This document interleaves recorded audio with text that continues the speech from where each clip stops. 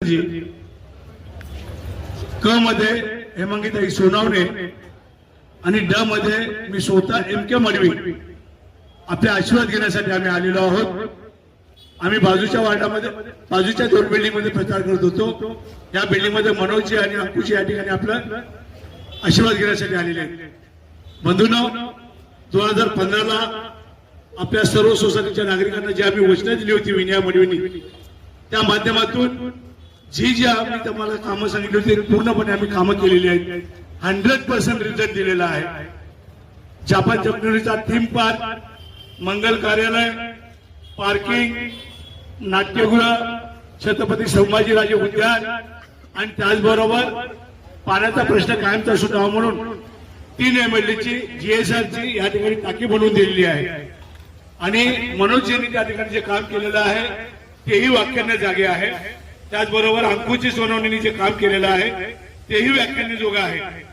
आम्ही या ठिकाणी आणि ऐश्वर्या ही नवीन उमेदवार आहे। जरी नवीन उमेदवार असली तरी त्यांची मम्मी आणि त्यांचे पप्पा दोघेही नगरसेवक होते। अंकुशजी सोनवणे साहेब शिक्षण समिती सभापती होते। आणि हे सगळं करत असताना सर्वात आमच्या इकडच्या नागरिकांना जो प्रश्न भेटला होता तो पार्किंगचा। आपण 200 ते 250 गाड्या पार्किंग होती अशा पद्धतीने पार्किंग बनवली आणि ती पार्किंग फक्त सेक्टर 4, सेक्टर 5, सेक्टर 16 आणि सेक्टर 17 साठी बनवली गेली। आपण या ठिकाणी पाहिलं की नाट्यगृहाचं काम सुरू आहे। जवळजवळ 85% नाट्यगृहाचं काम पूर्ण झालेलं आहे।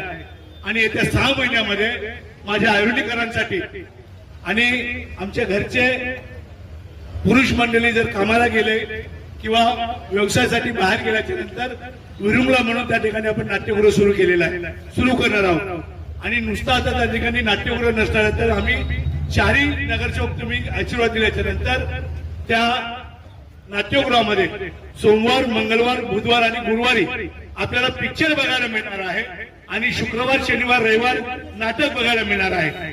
आणि अशा पद्धतीने आम्ही जे काम करू शकलो हे तुमचे आशीर्वाद होते म्हणून आम्ही करू शकलो। तर बंधूंनो, पुन्हा एकदा आपली सेवा करण्यासाठी उमेदवार ऐश्वर्या अंकुश सोनवणे, उमेदवार मनोज हळदकर, उमेदवार हेमंगीताई सोनवणे आणि मी स्वतः MK मडवी, आम्हाला धनुष्यबाणाचा बटन दाबून आम्हाला आशीर्वाद द्या। आणि आम्हाला पूर्ण खात्री आहे की येत्या निवडणुकीमध्ये तुमचं आमच्या सर्वांचं स्वप्न आहे की नवी मुंबई महानगरपालिकेवर आदरणीय हिंदू हृदय सम्राट वंदनीय बाळासाहेब ठाकरेंचं स्वप्न होतं की नवी मुंबई महानगरपालिकेवर भगवा फडकवायचा।